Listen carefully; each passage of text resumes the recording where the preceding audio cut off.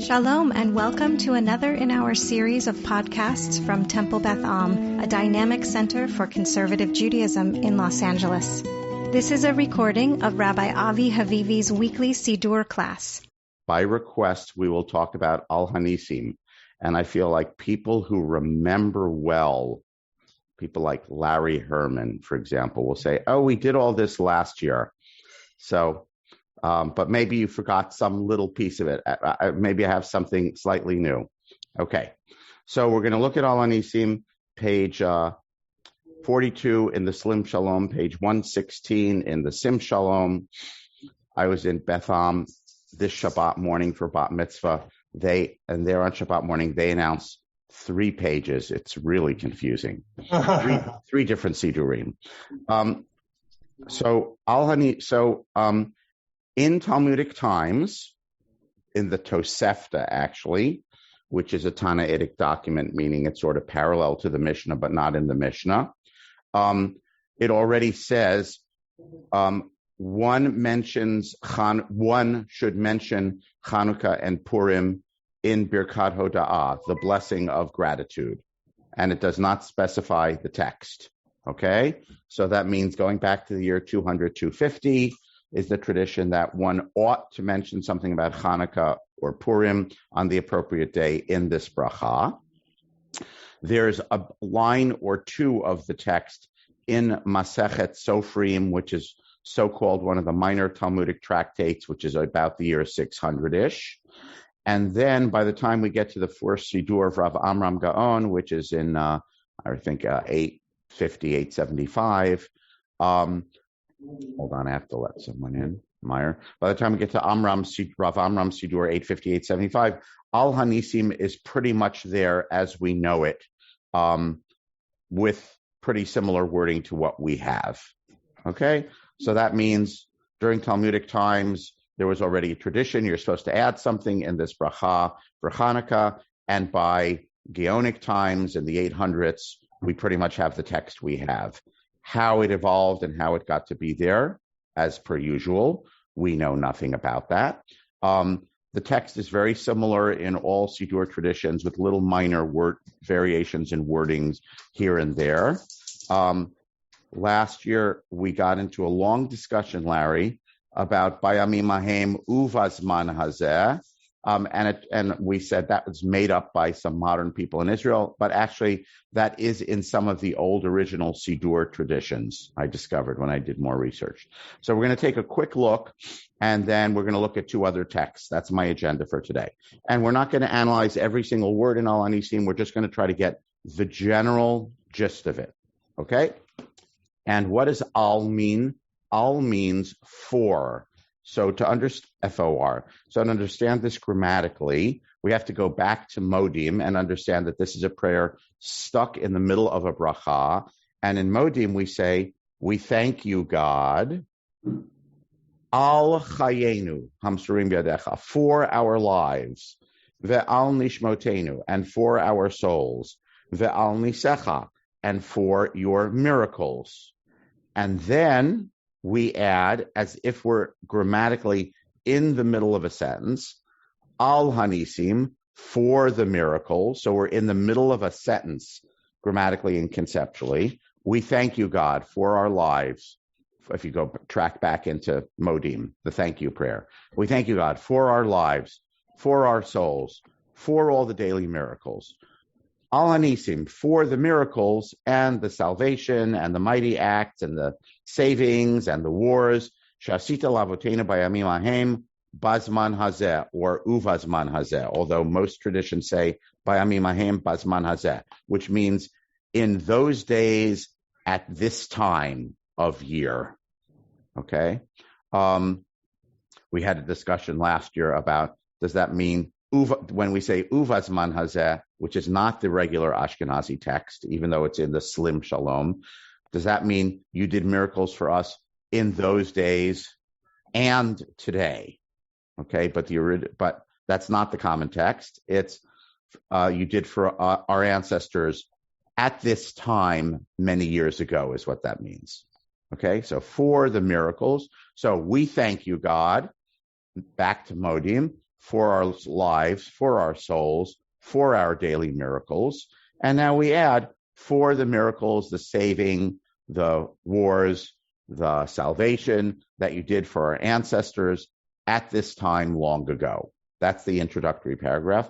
And it's the same for Hanukkah, for Purim, and in the new version for Yom HaAtzmaut. Okay? Then we get to the specific event. So then I'd say then there's a period. Okay. And then we tell the story.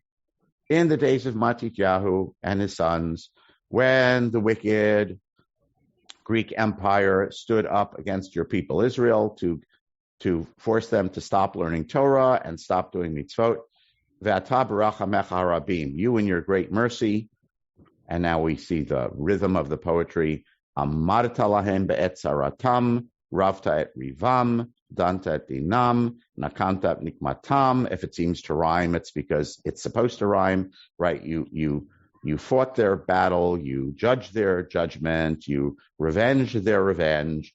And then we have another poem of 5 things that basically are synonyms for you helped the good guys beat the bad guys, right? You handed over the strong to the hands of the weak, the mighty to the hands of the many, the impure into the hands of the pure, the evildoers into the hands of the righteous ones, and the evildoers in the hands of those who did your Torah, right? You handed over the bad guys into the hands of the good guys.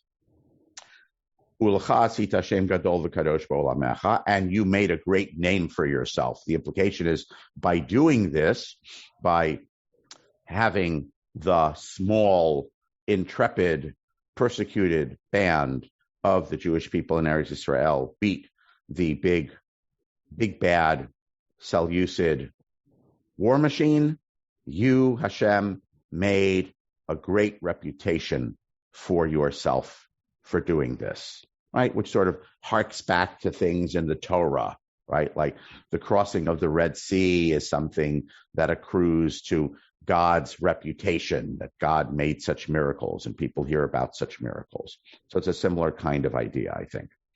So you made for yourself a great reputation. Shem Gadol, big name, means big, great reputation. You made for yourself a great reputation, and for your people Israel, you made a great victory. So God's glory is increased, and we are the ones who are victorious. And then, ve'achar kain, so I'm telling the story still, right? And after that, what's that? That's the big war victory. Ba'u vanecha lidvir beitecha, your children came to your house, which refers obviously to the Beit HaMikdash, and they cleaned up your temple and purified your temple, v'hidliku neirot bechatzrot kodshecha, and lit candles in your holy precincts, v'kavu shmonat yemei Hanukkah elu, and they established these 8 days of Hanukkah, l'hodot u'lahalel l'shimcha hagadol, to praise your great name. And then grammatically, just to go ahead, we say ve'al kulam. Again, al here is for. And for all of those things, we thank you. So what's all of those things? Our lives, our souls, our daily miracles and modim, and for our lives, al, for our souls, for our daily miracles, and for the miracles and the salvation you did long ago at this time of year, many years ago. And then I told the story, and then we go on to say, V'al kulam, and for all of the great things you did for us, we thank you with the rest of the bracha. That's kind of the structure of the bracha. So I just want to pause and say, before we look at what's Al HaNissim about, is there any questions about any of that? Or actually, before I ask for questions, let's just say, what's Al HaNissim about? So Al HaNissim, if I asked you to summarize, I don't know if you could summarize in one sentence, but we'll allow you 2 sentences, maybe-ish. And I said, what's the idea of Al HaNissim? What are we commemorating? What would you say? Short story. We're explaining to a visitor from another religion what we're commemorating, what we're saying in that paragraph. Larry, are you answering the question? I think there's a hand raised. Yeah, well, I'll answer the question. I have 2 others, but I'll answer the question. It's our victories over our oppressors. which was given to us by God. Yeah, there's a reservation about that because in Purim, God doesn't figure into it. But yeah, in the prayer, yeah, it was given to us by God. In the prayer, given to us by God, you're the one who gave us this great victory, our oppressors.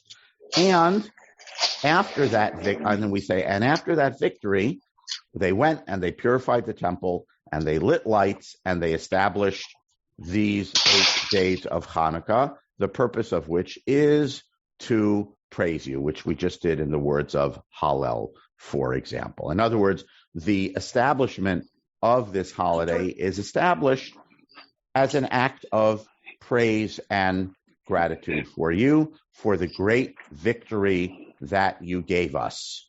Okay? So if I said to you, based on HaNissim, what is the miracle of Hanukkah? Someone needs to mute. Maybe Bernie. Will everybody please mute? Everyone please mute. I think it's Bernie who's unmuted. What is the miracle of Hanukkah? The answer is the miracle of Hanukkah is the few good guys defeated the many and more powerful bad guys. The miracle of Hanukkah is a military victory, I think, according to HaNissim. Okay. Larry, I'll allow your 2 questions if you ask them very succinctly. Because I reserve the right to not be derailed. Go ahead. Very succinct. I'm always intrigued by al milchamot. Yeah. In other words, we're thanking God for the wars, but rather than for the victories. Yes. And the second point is, it is interesting that the entire text of the HaNissim for Hanukkah focuses on the victory and not on the miracle of the oil, because we've always been taught that the rabbis emphasized the miracle of the oil because they were pacifists and didn't want to emphasize the military victory. But this paragraph basically belies that. It says it's not true. It's always been a major issue, a major theme. Thank you. Larry's like the pitcher who lobbed it to me easily underhand so that I could take a good swing at it, because that's what we're going to look at. Not next, but next. By the way, it is interesting that Al HaMilchamot is last. Whether or not you like Al HaMilchamot for the wars, you would think if you were writing this, you wouldn't put it last. You'd put Al HaMilchamot and then Al HaTeshuot, the victories. You'd say for the wars and the victories. By the way, Sephardim add here, after victories and wars, Al HaNechamot, and on the consolations, right? For the salvation and the mighty acts and the saving, the victories and the wars and the consolations. You could make a whole drosh out of that, right? That out of war, there's got to be, I don't want to say reconciliation between the sides, but some consolation. But that's in the Sephardic text. It's not in the Ashkenazic text, but I'm not going to make a drosh out of that. I am going to attempt, okay, before I screen share. The Hanukkah battle was fought in the 160s BCE. I think the Hasmonean revolt is 165 to 162. It's either 168 to 165 or 165 to 162. I can't remember. I think the latter. And Hanukkah 162 BCE, before the Common Era, is the date that we usually give. And we know that from chronologies in the book of Maccabees and in Josephus, the historian. Josephus was a Jewish historian who wrote in Greek 200 years later after the destruction of the temple. But the book of Maccabees, there are two books that are in the Apocrypha, meaning they're Jewish books that didn't make it into the canon of the Tanakh and were preserved thus only in Greek and only by Christian churches. But they were originally Jewish books. They're called 1 Maccabees and 2 Maccabees. 1 Samuel and 2 Samuel is one long book which is broken into two. 1 Kings and 2 Kings is one long book that's broken into two. But 1 Maccabees and 2 Maccabees are not one long book that's broken into two. They're two entirely separate books written by entirely different people with a different point of view. Okay, but they're both written probably within 50 plus years of the events of Hanukkah. So they are actually then, that means we think the closest documents that we have to the Hanukkah era. And we're going to take a quick look at a passage from 2 Maccabees, if I can figure out how to screen share. And then we'll take a look at the rabbis of the Talmud. Okay, we see my screen share? Yep. And this is just, I found it online. You can just look up 1 Maccabees online, 2 Maccabees online if you want to read it. And you can look at the Wikipedia articles. I'm not going to tell you what's the difference between the 2 books and when they were written and blah, blah, blah. It doesn't really matter. Just say written within 50 to 70 years after the Hanukkah events, by the year 100 BCE. I think that's what the scholars say. Okay, now Maccabeus, which means Judah. I'm in 2 Maccabees chapter 10, verse 1, right where my cursor is here. Now Maccabeus and his followers, which means Yehuda HaMaccabee. Terry's here. Thank you, Terry. Now, Yehuda HaMaccabee and his followers, the Lord leading them on, recovered the temple and the city, and they tore down the altars which had been built in the public square by the foreigners, and also destroyed the sacred precincts. They purified the sanctuary, made another altar of sacrifice. Then, striking fire out of flint, they offered sacrifices after a lapse of 2 years, and they burned incense on the present. When they had done this, they fell prostrate, besought the Lord that they may never again fall into some misfortunes. It happened on the same day that the sanctuary had been profaned by the foreigners. The purification of the sanctuary took place on the 25th day of Kislev. They celebrated it for 8 days with rejoicing. Pay attention. In the manner of the Feast of Booths, which we call what in Hebrew? Sukkot. Remembering how not long before, during the Feast of Booths, they had been wandering in the mountains and caves like wild animals. So, according to 2 Maccabees, why did they celebrate 8 days? Because they missed Sukkot. Sukkot, the pilgrimage festival to the temple par excellence, they were not able to do because they were freedom fighters who were on the lam hiding out in caves. So they said, okay, now we're going to have a makeup festival. Okay, that's why it was 8 days. Therefore, they wands, branches, palm fronds, meaning they had lulavs, right? Offered hymns of thanksgiving to him who had given success to the purifying of his own holy place. They decreed by public ordinance and vote that the whole nation of the Jews should observe these days every year. So according to the book of Maccabees, why is, at least according to, I want to make you big again so I can see you all. Sorry, this is not about you. This is about me. I can't see you. Okay. The hymns of thanksgiving was Hallel. So they said Hallel. They had lulavs because they had missed Sukkot. Okay. Again, in 2 Maccabees, although we have this detail about missing Sukkot, the point of what they did, why did they do this, is because they had they repurified the temple and kicked out the Tameh stuff, and they were rededicating the temple. Less emphasis on the details of the war than in HaNissim, although much of the preceding chapters of the book of Maccabees was, in fact, all about the wars. Okay? So we might say that HaNissim and the book of Maccabees, again, book of Maccabees is a Jewish book, although it never made it into the Jewish canon, that HaNissim and the book of Maccabees are not entirely dissimilar. Okay, and they both say Hanukkah is to commemorate this victory that our intrepid band won. God gave them that victory. They purified and rededicated the temple. By the way, another potential reason that Hanukkah was 8 days is when the temple was first dedicated in the book of Numbers, the Midbar, not the temple, the Mishkan. Okay, the inauguration festival was 8 days. So we have 2 potential reasons why Hanukkah was 8 days. 1, they were inaugurating the temple service, except they were re-inaugurating. Okay. 2, at Book of Maccabees, because they had missed Sukkot and they were not able to have their normal 8-day festival. So this was kind of a makeup. Still, there is no, as Larry has noted, miracle of the oil. Everyone with me? Okay.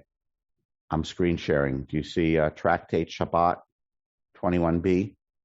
Yeah. Someone say yes. Yes. Yes. Thank There you. we go. Yes. Thank you. Yes, that's Yes. better. Thank you. Okay, Okay, this, good. this is from the Babylonian Talmud, Tractate Shabbat. The only, I don't want to say the only, but the major passage in the whole Talmud that talks about Hanukkah. It's a couple of pages long. Why is it in Tractate Shabbat?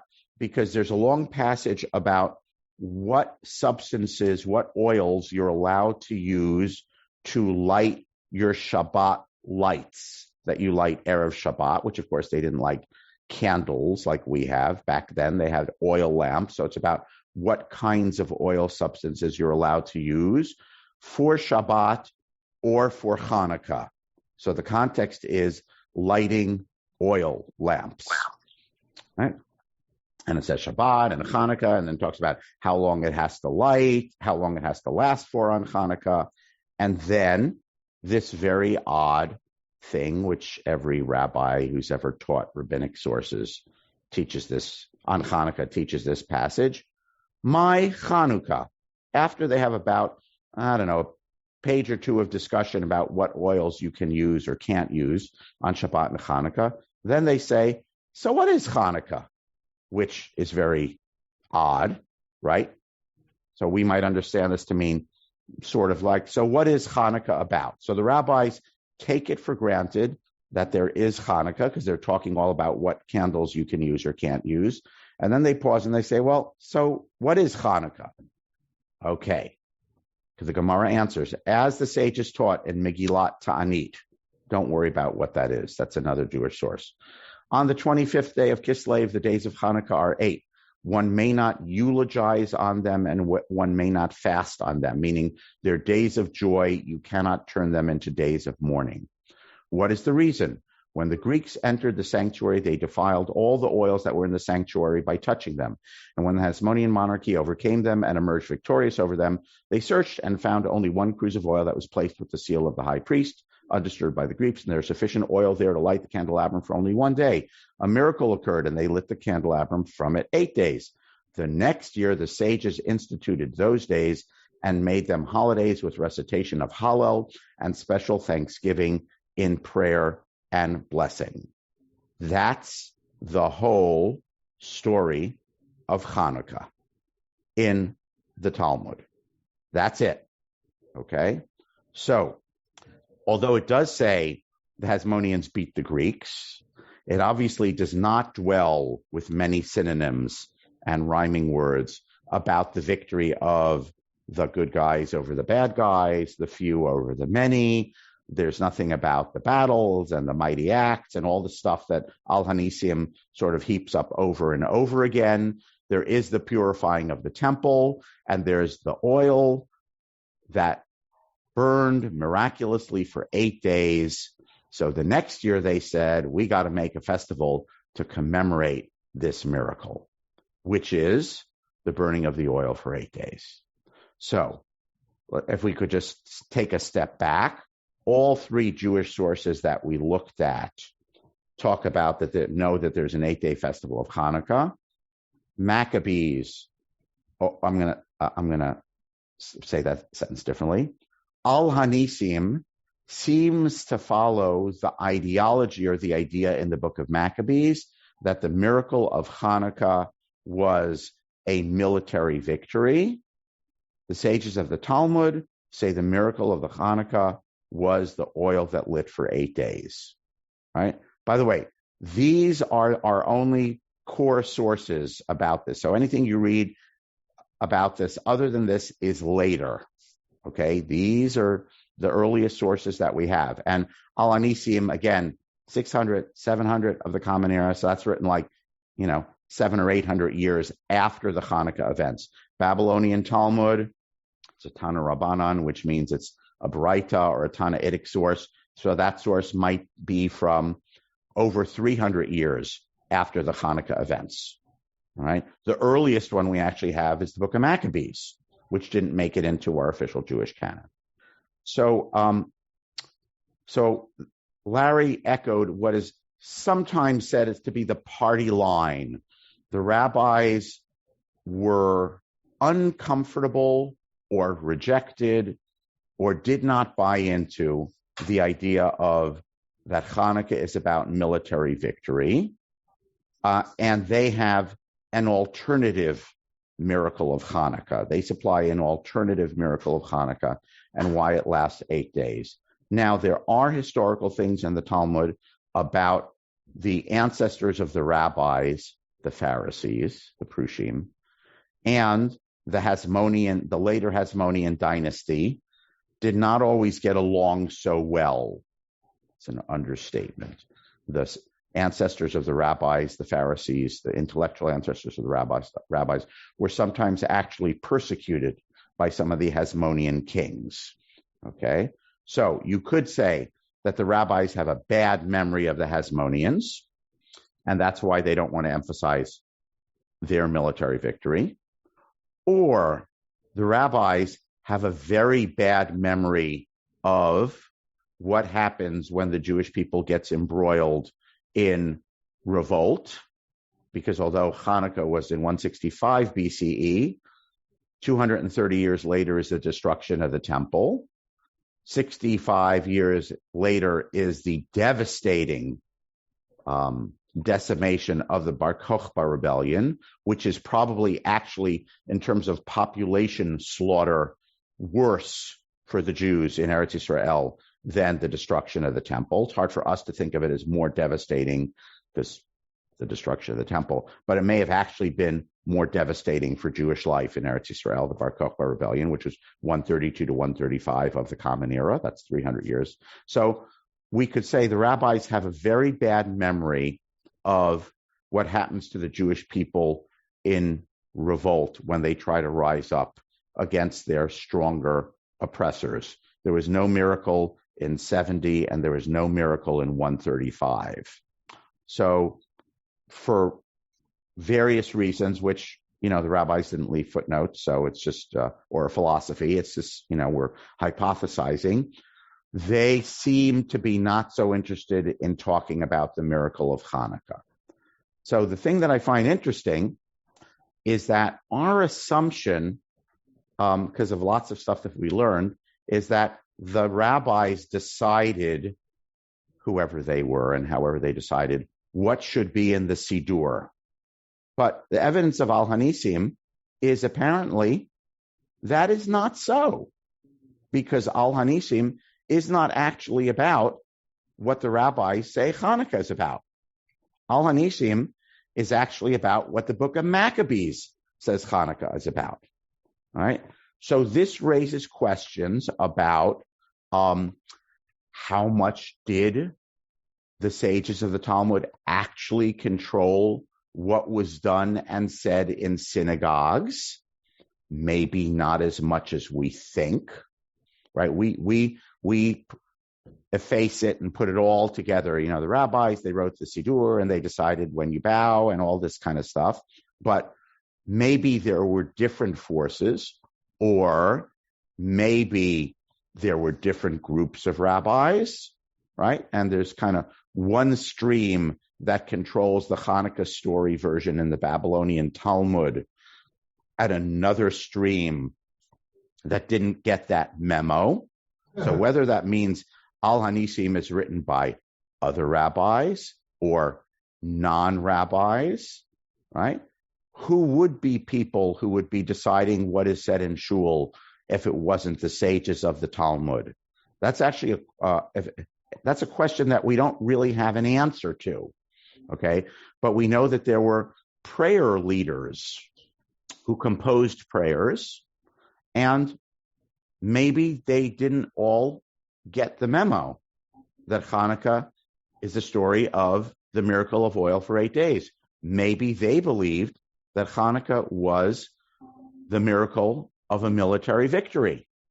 By the way, in the earliest Siddurim, Rav Amram and Rav Saadia, there is then a line or two that's added saying, and just as you made miracles for them in their days, so may you also make miracles for us in our time.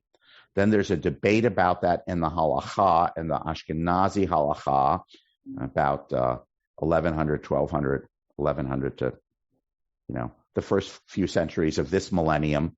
No, the first few centuries of the second millennium, right? 1100, 1200, 1300. And the halacha decides we don't ask for that at the end of HaNissim. It's actually kind of erased, that line, right? It says, no, we're just saying gratitude. We're not asking for things. Remember that whole discussion about can you ask for things in the last three brachot. The halachic conclusion is we're only expressing gratitude. We're not asking for things. So we do not say, just as you made miracles for our ancestors back then, please do miracles for us in this day. Right? So it's very interesting. HaNissim that we have kind of attests to the fact that what we think of as a unitary, the rabbis of the Talmud culture, was either not so unitary or not fully in control of what people said in shul. So I just want to let that sort of linger and hang there. It gives us a bumpier and more complex view, less unitary view, let's put it that way, of how our liturgy evolved. So HaNissim seems to be a prayer untouched by the ideology expressed in the Babylonian Talmud about what Hanukkah is about. The miracle is about military victory. No, now notice, by the way, in Maccabees and HaNissim, the link is, and they lit lights, right? Which means like they relit the menorah or something like that. They came back to the temple, they purified it, they lit lights, and they sang Hallel or something like Hallel, right? So the lights are there in all the sources, but the miraculous light for 8 days is only in that passage in the Talmud. It's not in any other sources. All right, Jeff, then Larry, then we'll wrap up. So over the years, I've read and heard people talk about one of the reasons for the discomfort with the military victory is that there were elements of a civil war, really. Yes, it was a civil war. Right. The Hanukkah story was story of an internal civil war of Jews, the assimilationists versus the old-fashionedists, the traditionalists, and the assimilationists were allied with the Syrian Greeks who, and you can argue about who was the driver of that, the outside Hellenists finding the internal party of assimilationists or the internal assimilationists calling in the outsiders. So, yes. So, but all that is a theory. Like, why was the discomfort? You now have before you all of the primary data. I mean, you could read all of 1 Maccabees and 2 Maccabees. You'd have more primary data. But let's just say, so whatever theory you've heard is some theory that someone made up. I'm not saying it's not true. I'm just saying a later person is trying to infer why. Why is the memory of Hanukkah in the vast, huge, many-volume Talmud reduced to oil that burned for 8 days, right? Yep, in a section about Shabbat. That's in a tractate about Shabbat, right? And tractate in a section devoted to what kind of oil you can use, right? So clearly the story of Hanukkah is, we'll just say, somewhat de-emphasized. Mm-hmm. They agreed that you say Hallel on it, right? And you say full Hallel, not abbreviated Hallel, right? So it was obviously a complicated story. But I guess the question is, who decided that you say Hallel? And who decides on what we're commemorating and what the memory is? So I just want to raise that question to just sort of say, even when we look at pretty early sources, there are different answers to that question. Larry. Sorry, Jeff, is there anything else you want to say, Jeff? No. You're making the comment of the we always learn, right? It's like the we always learned, right? So where does we always learn come from? It's an inference that people make looking at this data. I am bringing you the raw data. There's no footnote that says this is why the rabbis of the Talmud said that. Anyone who says that is a later person who is ex post facto trying to interpret these data. So I'm putting it before you so that you can make your own inference. Larry. Fantastic and fascinating session today. I assume there's some doctoral dissertation that's dealt with this. But your question, or you've left it up to us to speculate and come up with answers. The thing you said about the rabbis, whether they had power over the Siddur and over the service, kind of, and I say this with modesty, reminds me of my experience in Mozambique, where I didn't have much. I had contact, I have internet and all that, but I had some ability to sculpt the service to the needs of that community. And I assume that the rabbis or prayer leaders in early days of the development of the religion had even more power to do that. And the popular desire to have a hero and to have heroes like Hanukkah and Purim that celebrate our strength when we're weak right now, I think would have been pretty strong. And it would have caused some of the rabbis to say, okay, let's celebrate these as holidays. Because I've always found it really perplexing that these two holidays are stuck in there. They're the only non-Torah holidays that we have, not including Yom HaAtzmaut. And I think that maybe it fits into your theory that there was this populism or maybe independence of the rabbis. And I wonder whether you've come across scholarship that actually focuses on this aspect of the development of the Siddur, the liturgy, and the holidays. Well, there is a lot of scholarship on, we assume that the rabbis of the Mishnah and Talmud ran the whole show in terms of telling the Jewish people how to live. But Rebbe wrote the Mishnah and everyone lived according to the Mishnah. And that's what they said 40 years ago, right? And since then, there are scholars who say, actually, no, it might have taken up to the years even as late as 1000-ish for, I'm going to put it in air quotes, Talmudic culture to totally take over the Jewish people. Even then, there were pockets of resistance to it, like the Karaites. And it took hundreds of years for people to get the memo that they were supposed to live according to Talmudic Judaism. And the world didn't stop during those hundreds of years. Jews lived in villages. They gathered in their synagogues. They said prayers. They chanted piyutim or liturgical poems that continued to be composed all the time. So there is contemporary scholarship last couple of decades on that, recognizing that there may have been, let's just call it, centers of religious power. I don't mean geographical centers. I mean human centers of religious power in the, air quotes, Talmudic era, who were not the rabbis of the Mishnah and Talmud. We don't exactly know who they were, okay? But, even the Talmud talks about that, most villages, most towns don't have a rabbi, right? It talks about rabbis going to a town. Will they be accepted as the rabbi or not? Which means most villages didn't have a rabbi. Jewish life didn't stop. Davening didn't stop, okay? So the question of when and how the rabbis established their control over Jewish religious life is kind of an open question. And it's clearly not as simple as the Mishnah was published in 225, everyone got the Mishnah, and they said, okay, now we're all rabbinic Jews. Right. Okay, I want to wrap up in a moment. But Ilana, did you want to say something? You had a I do. I can't find my hand up button. So very quick question. Does discomfort with the emphasis on the battles and the military aspect, does this have some bearing on the decision to keep these books to put these books in the Apocrypha and not include them in the main, offering? Maybe. That could be. That's one possibility.